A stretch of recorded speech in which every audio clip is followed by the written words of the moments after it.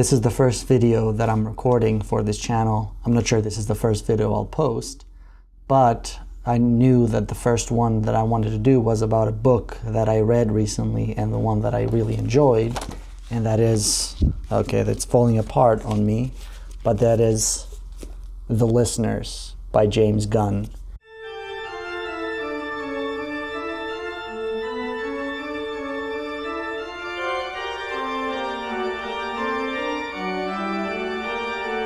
It is a science fiction book written in, I will believe, the 70s. I'm going to talk more about that later. But it's one of those books that I've had for a while that was sitting in my bookshelf, and I just never had any time to read or any interest. I knew that it was a first contact story, but I didn't know anything beyond that. I am familiar with the author, James Gunn, from his nonfiction work. He has written a few academic books on science fiction. He's written a well-known book on Isaac Asimov, and he's written a few books on the history of science fiction, all of which I've read and I've enjoyed quite a bit. He is a professor of English and I believe the founding member of the Society for the Study of Science Fiction at University of Kansas or something. So he's quite an important figure in the field of science fiction studies, and his book Inside Science Fiction, which is an overview of the development of science fiction in North America, is one of the best nonfiction books that I've read on the subject. I think it does a pretty good job of covering the development of science fiction in America, and it's quite a great introductory book for people who have just started reading science fiction, but they want to know more about the history or maybe some of the important authors in the field. It's not all-encompassing, it doesn't cover everything, but I think it's a great introductory book on the topic. That said, I haven't really read much of his fiction. I know him most as a nonfiction author. I assume that most people also knew him as a nonfiction author. I'm not sure if that's true. I know some of his work are pretty well known, and one of them is exactly this book, The Listeners. MacDonald listened patiently. Lily was a wonder. She could handle everything in the office as well as he could. In fact, things might run smoother if he were not around to take up her time. They both sent some questions for you to answer. And Joe wants to talk to you. Joe? One of the janitors. What does he want? They couldn't afford to lose a janitor. Good janitors were harder to find than astronomers, harder even than electronicians. He says he has to talk to you, but I've heard from some of the lunchroom stuff that he's been complaining about getting messages on his teeth. MacDonald sighed. Pacify him somehow, will you, Lily? If I talk to him, we might lose the janitor. The Listeners is a fix-up novel composed of several short stories that James Gunn wrote in the late 60s to late 70s, mostly in Galaxy magazine. I believe all but one were published in Galaxy.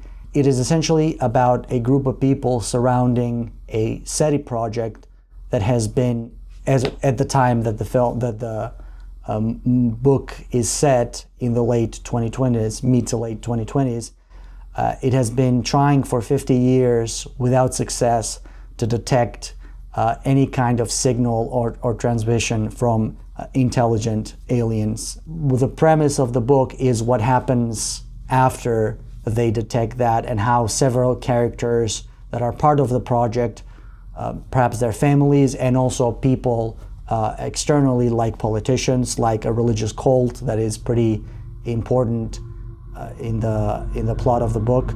How do they respond to the news that a signal from an alien intelligence has been detected and what to do about it? The total of the book consists of 6 chapters, which, as I said, were 6 separate short stories. The first 3 take place one right after each other chronologically in the mid to late 2020s, or the first 4 rather. I believe the 5th takes place 30 years later, and the 6th chapter takes place around 100 years later from when the first chapter is set. And in between the chapters there's some what the author calls computer runs, which is essentially quotations from real life people about SETI and aliens and space travels and things of that nature, and also fake newspaper clippings about various things that are happening in this fictional universe that James Gunn invents. And the overall plot is quite fascinating. It has people trying to deal with the news of this amazing discovery that we're not alone in the universe, that there is a signal that is waiting for our response.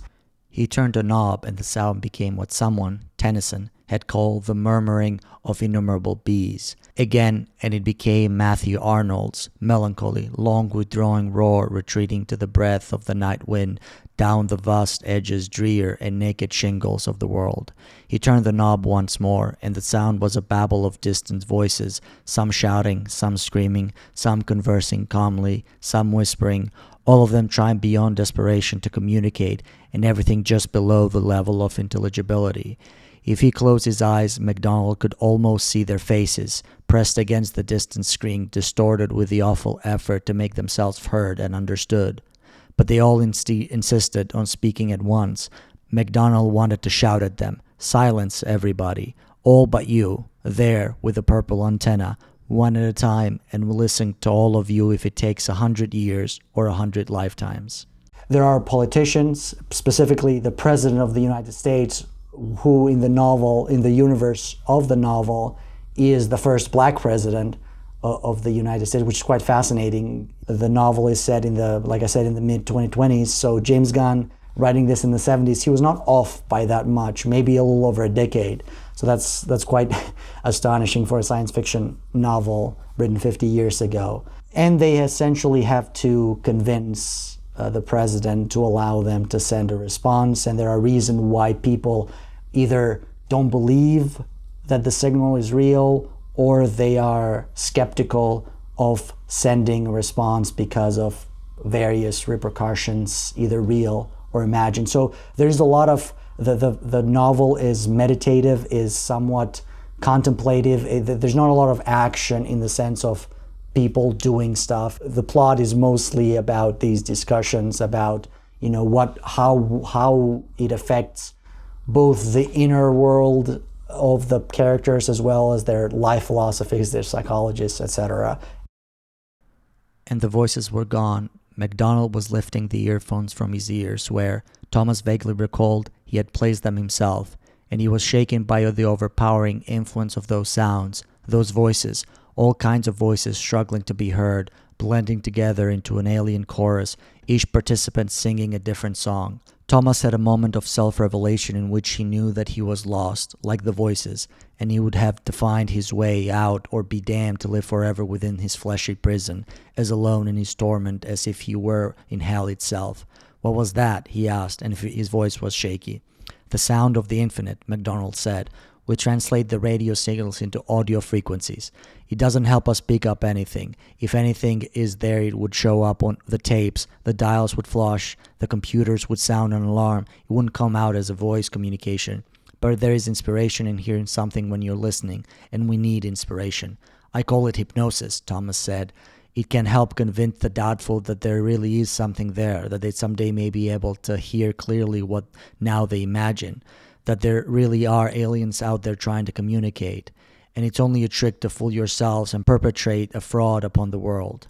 The first thing that stood out to me about this novel, of course, knowing that it is a fix-up novel, is how well structured and how coherent it is, how well put together it is, which is not always the case for fix-up novels. Sometimes you have clearly where the author wrote the individual short stories or novellas or novelettes with the intention of putting them together or them standing together as a coherent narrative, which is clearly the case here.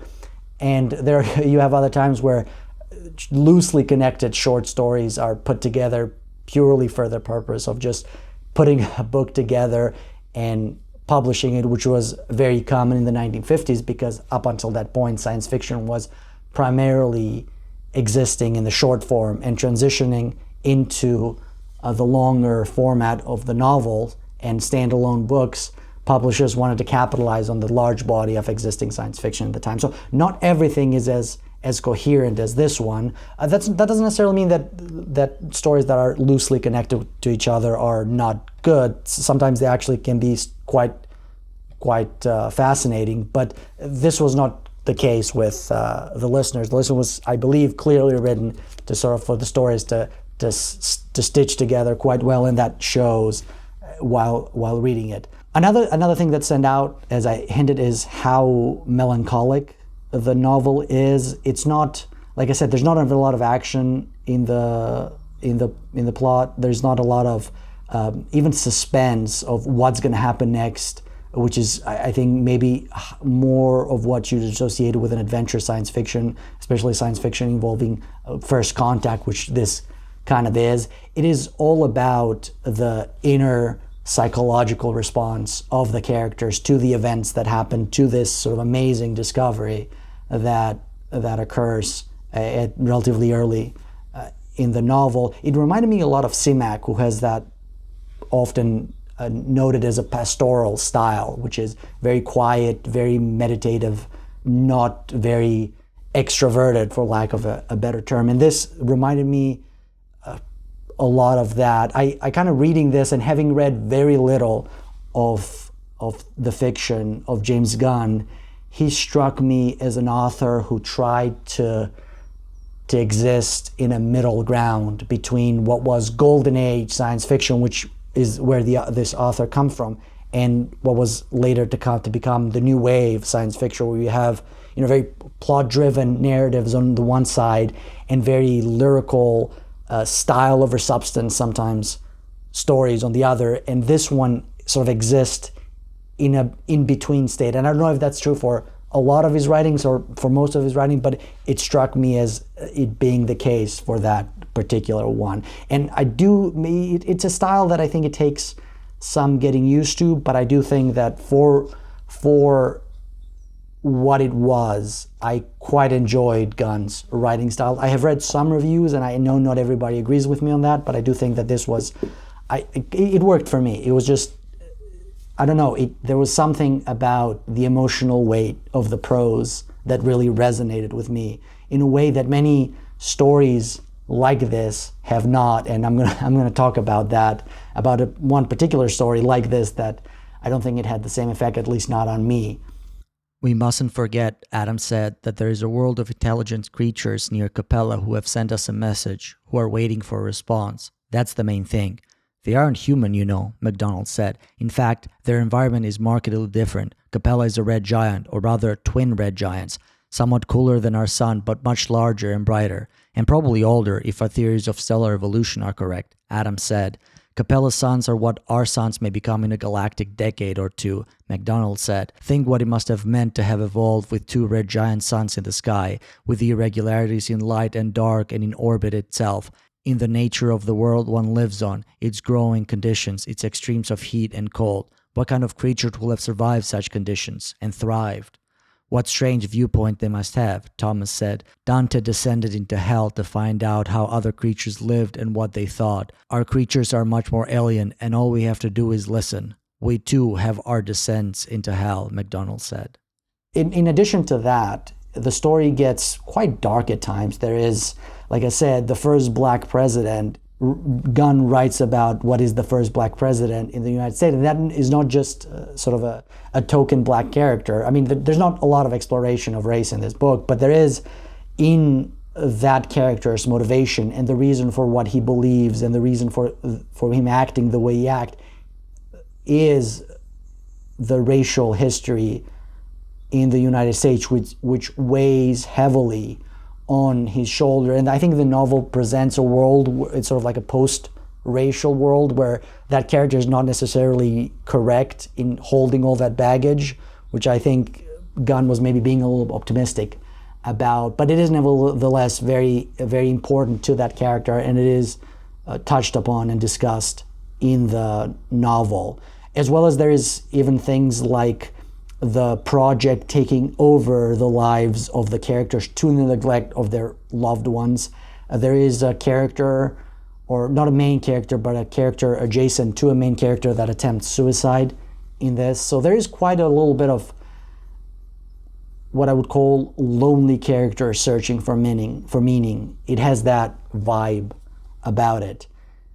In addition to the chapters which sort of tell the story, like I said, there are these interludes in between chapters that have either real quotes or fake newspaper clippings. And it's fascinating, specifically for those newspaper clippings, to track how Gunn very concisely and very effectively kind of develops this world. And we see a world that at the start is more or less what it is like at the time that I think Gunn was writing this story, maybe with a little bit of extrapolation to the early 21st century when it is set.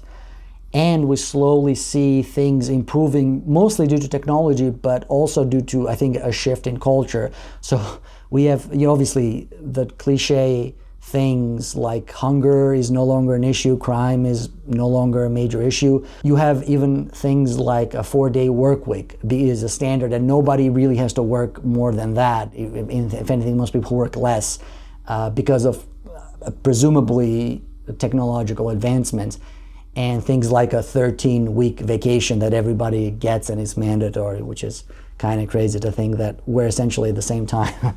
And that's very, very far from becoming a reality. The function of government is to promote the general welfare, MacDonald said. It is also a deliberate policy. Poverty and injustice are evils, but they are endurable evils in a world where other problems are greater. They are not endurable in a complex technological society where cooperation is essential, where violence and rioting can destroy a city, even civilization itself.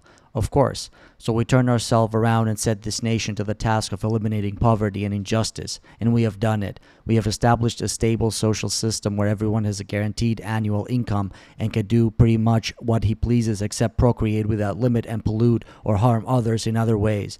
MacDonald nodded. That has been the great accomplishment of the past few decades, the welfare movement. Except we don't call it welfare anymore, White said. It's democracy, the system, the way things are, what people are entitled to. What makes you think that science is not part of the system? I think it's a very fascinating book. And of course, if you read the title of this video, you probably know where I'm going next. And even if it didn't, I think my summary of the plot probably reminded everyone of another famous novel and also a movie that was adapted from that novel that was written after the listeners and maybe even inspired, well, definitely inspired by the listeners.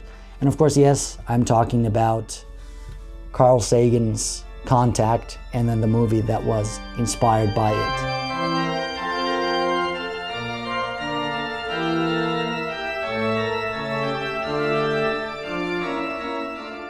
Part of why I actually decided to read this book was that I read somewhere, I don't remember where, maybe it was Wikipedia, the greatest website of all time, that the Contact was somewhat inspired by this, and I never quite liked Contact that much. I thought it was an okay novel and a similarly just okay movie, but I was never that crazy about it. And it was interesting to see how a novel that was written maybe 15 years before that, from an author that I think was a proper science fiction scholar and much more knowledgeable of the history of science fiction and of the tropes of science fiction, how he would tackle that same subject matter. And I was very much surprised at how much I liked The Listeners over Contact. But before I go into why I liked one over the other, I just want to summarize a little bit, go into a little bit of more detail how similar the two are, because the similarities are indeed very, very obvious. And if you read them side by side, or even if you've read one and then you read the other one right after. So for example, both are about a project listening to radio signals from the star, that is obvious. Both have subplots of being at risk of being defunded. Both novels, the alien passage repeats a human-made broadcast that they pick out. The one is radio and the other one is TV broadcast. Both feature politicians who want to bury the message. Both feature sort of like have a thing to do with religious fundamentalism. They treat it differently, and I actually think The Listeners does a more realistic job of handling the religious fundamentalist part of the plot, but it is in both novels. the like I said, the listeners has what is the first black president of the United States, whereas Contact has the first woman president. Of course, that's just in the novel. In the film, they do away with it and they use Clinton, because why wouldn't why wouldn't they? And both feature main characters who are sort of obsessed with the project and neglect their immediate family members. And again, that's not so much in the movie Contact, but it's definitely an element of the novel. And like I said, it's very, very obvious if you read them in close proximity to each other that Contact must have been somewhat inspired by the listeners. I'm not aware of Sagan publicly speaking about the listeners and saying that it was inspiration for Contact, except from the author of the listeners, James Gunn, who said that in private correspondence, Sagan told him that he was a big fan of the novel and he used it as inspiration. What Sagan did was just take the core ideas of the listeners, which are, I believe, very well developed, and just expand them further and expand them to a point that I don't think was necessary. And in the process of doing so, he kind of forgets to tell a compelling story. I mean, I do think for a novel written by someone who is not a writer, who's not a novelist, who's not a fiction writer, I think he does a pretty great job, maybe more than great. But I do think that the main concern of Contact is not really to tell the story. I think there's a lot of tropes in Contact that I think get tiresome. I think the novel is maybe a little bit longer that it needs to be, maybe a little more bloated than it needs to be. But I think the main issue that I had with Contact is that the entire time reading it, it felt more like I was reading a work of science communication than I was reading a work of fiction. And that's, science communication is great, it's necessary. And I think I know it's blasphemy to say anything negative about Sagan, and I'm not, but I do think that his characters, his plot, the way he kind of builds the world, which is very close to the real world that Sagan lived in, but it maybe extrapolating just a few years into the future, whereas I think James Gunn tries to project a little bit further into the future and maybe use his imagination a little bit better. And despite that, still I find Gunn's treatment strangely more realistic, not necessarily in the science. I think both do a great job in how they treat the science of the book, but mainly in how Gunn envisions the scenario, how he develops his characters. They feel like how it would really happen. They feel like the characters feel like people that I can imagine how they would be, perhaps maybe with a slightly exaggerated sense of melancholy, but still I have a much easier time picturing and believing the characters that are in the listeners versus the characters in Sagan's story, which feel more like archetypes and again vehicles for telling the science communication story that he's interested in telling, as opposed to real characters in a real story. And that's just my opinion. Like I said, I was not a fan of Sagan from the first time I read it, and I was not such a fan of the movie. I was not a fan of Contact, specifically the novel. I am a fan of Sagan. Should clarify that.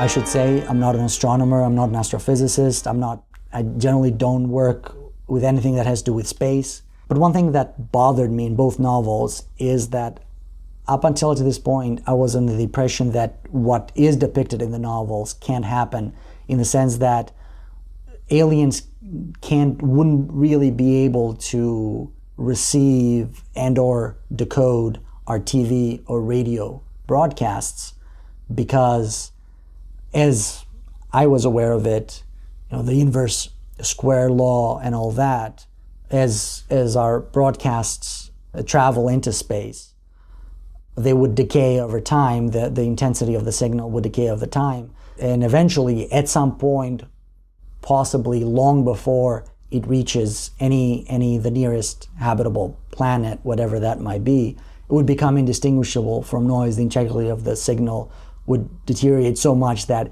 it is extremely unlikely that it would be detectable by aliens, let alone being rebroadcast back to us. So generally, what these projects search are for very targeted and deliberate signals of aliens trying directly to communicate with us, not sort of like stray radiation or radio leakage, as it's often referred to. So I looked this up a little bit, and they did a study as recently as 2023 where they performed simulations of radio leakage from cell phone towers, which today would be probably the major source of radio leakage towards space.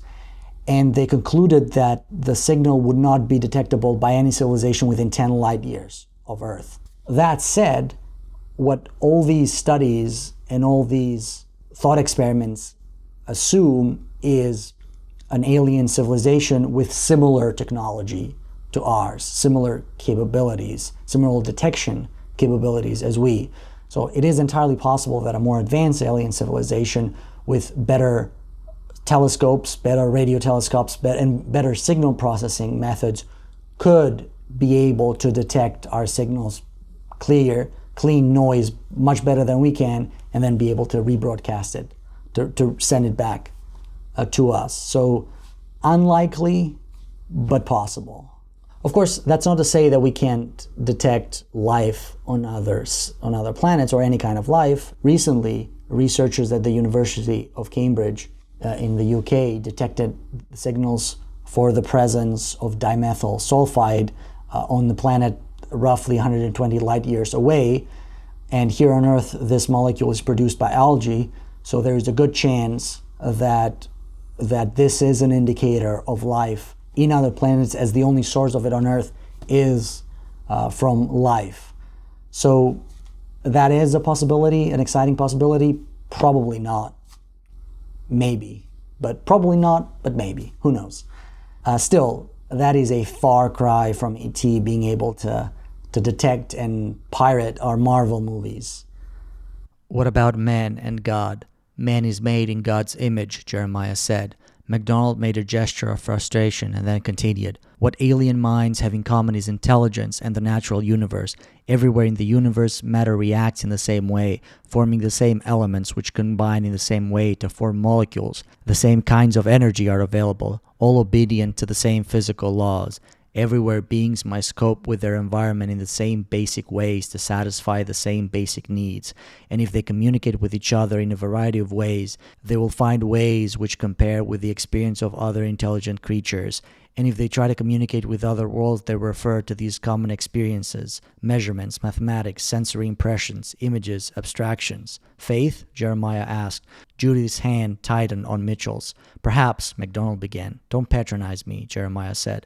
But we would not know how to depict faith, MacDonald went on without pausing. Jeremiah gestured impatiently. I believe you are sincere. You may be deluded, but you are sincere. Show me what you brought me here to see, and let me return to my mission.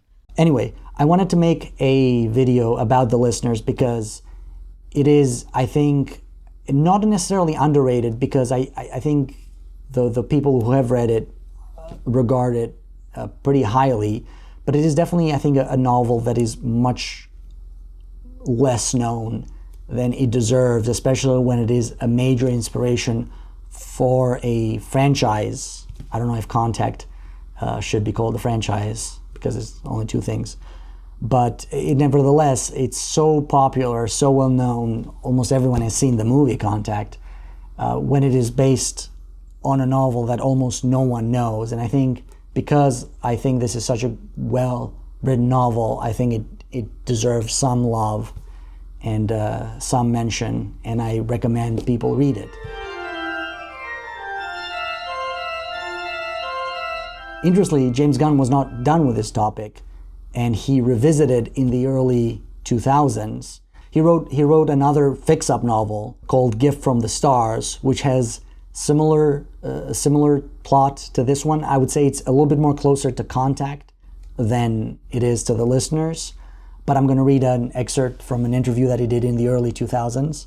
I wanted something that was a bit more lighthearted and less stressful to write, and was inspired by Carl Sagan's Contact, or rather, the film that was made from it. Sagan had sent me a copy of his novel, inscribed to me, and the inspiration of The Listeners, and I thought, as I saw the film, that this isn't the way we would encounter aliens, and that it would be fun to respond to Contact, as Sagan had responded to The Listeners, by writing a series of stories dealing with the way it would really happen. That's essentially what Gift from the Stars is. It's more lighthearted, it's more of an adventure. It doesn't have sort of like the introspection of the listeners, and it's, like I said, it's much more closer to Contact than it is to the listeners, although all of them are very, very similar in some respects. So that's really all I wanted to say about this. I am looking forward to reading more novels like this, although there aren't that many. There is one by Stanislav Lem, which the Russian, Soviet, Polish, I'm not sure, put the title somewhere of the novel, that also deals with a similar theme. But I don't think there are that many that are kind of like this. Otherwise, I think this is goodbye. And let me know if you liked this video, or if you have any suggestions. I'd be happy to to hear those as well. Thank you.